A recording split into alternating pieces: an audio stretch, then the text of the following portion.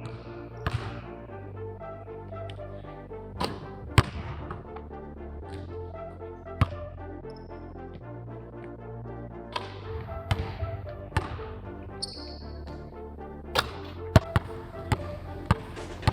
name is Rigoni and I'm from Adelaide, Australia, and I'm a grad student here, and I studied psychology my first 3 years, and then I did my MBA that 4th year, and then got that extra year to do public relations. Family's everything to me. I think everything I do, I think about them and the opportunity I have they've given me a chance to live this life, and I know some people have been less fortunate, and my family's had tough times as well, and so I really value life and the opportunities I have and everything they've given me. I think I've never really had to struggle for anything in the big picture, and I've always had the opportunities to pursue what I want to do. And special relationships with my whole family. Like, I'm really close with my mum and my sister as well, but me and my dad, we have a lot of the same interests, so we spent so much time together growing up. At the same time, he was my dad, and he was always there for me when I needed him, like on the court, but also off the court, growing up, different challenges. In April, after he just got the job, he offered me a scholarship and wanted me to fly out here and have a visit. So Mum and I came at the end of April. For me, the biggest thing that stood out was how they treated us, and more importantly, like how they spoke to my mum. They were able to come at Christmas because that's their summer holidays back in Australia, so they would fly over and spend the winter here, and that was always awesome.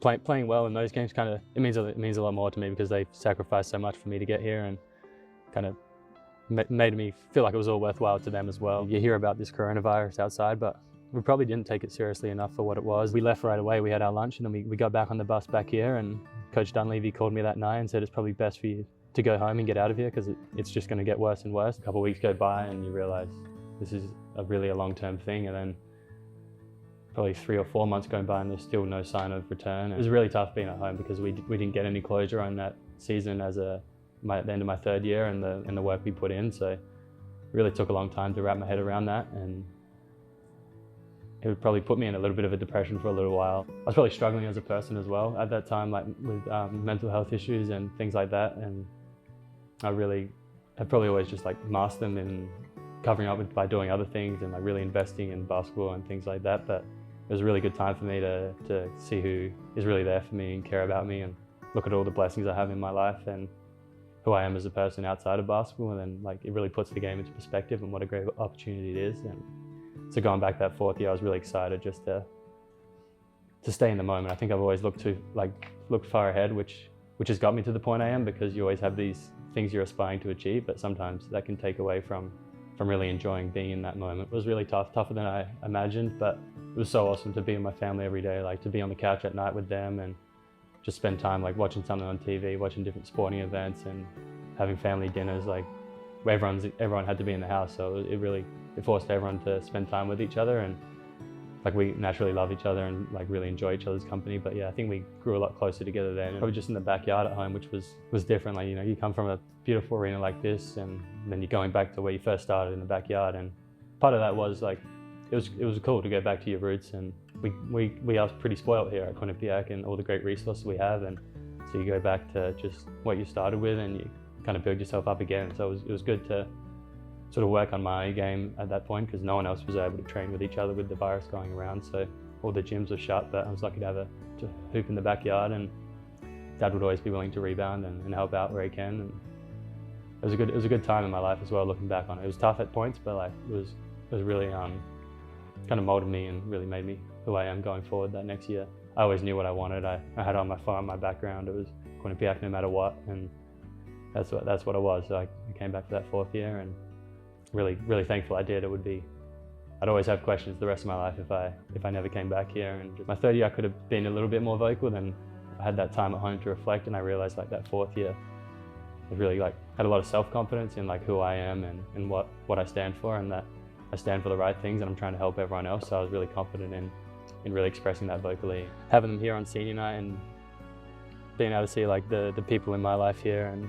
all the relationships I made and the support I get, it was pretty special for them, and especially for me. It's probably the most nervous I've been when they present me on senior night, and you're kind of there talking about what you've achieved here and things like that. Like, I'm really comfortable on the court, but when they're saying things like that, it really kind of hit home at the impact I've had on different people here. And yeah, it was really special to have my parents here. The MAC tournament this year would stand out, like having my family there and when the season's on the line, and I was able to perform in some big games, and like this year was up and down as well. We were the 11th seed by the end of it, and we knew who we had on the team and what we were capable of. But to come together and get those results at the end of the year was kind of showed that the belief in us was real. And the thing is that stands out the most is like the adversity I've been through, and then just the fact that like I'm still here today and still standing and still the person I am, and I'm really proud of that. And that's something, like I said, you'll carry the rest of your life, that no matter what is thrown at you, and it looks like it's going to be really tough to get out of, like there is always a way through it and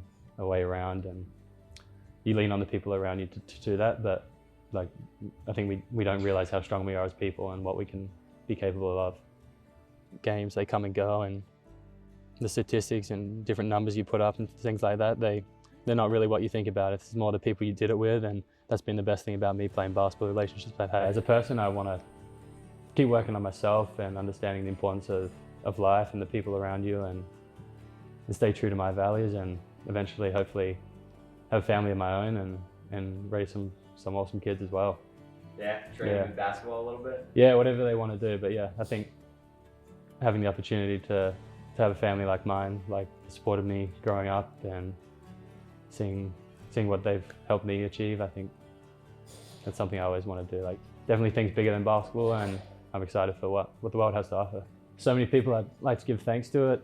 Obviously, first and foremost is Coach Dunleavy, Coach Morris, Coach Pecora, Coach Lee, Ryan Harkins, Bradley Jacks, all the coaches that have come and gone here as well, and they've really invested in me as a player, but even more so as a person, and they've just gone above and beyond for me here, and has made this place home the last 5 years, and some place I always come back to and feel a part of. And then it's my teammates. They've been awesome to me, accepting me from the start and allowed me to be myself and to also lead them and hopefully bring out the best in them, and I wish them all the best going forward. And then it's all the wonderful staff here, from the training staff, Coach B, to Sarah for keeping me on the court and building my strength, to Casey, the academic advisor.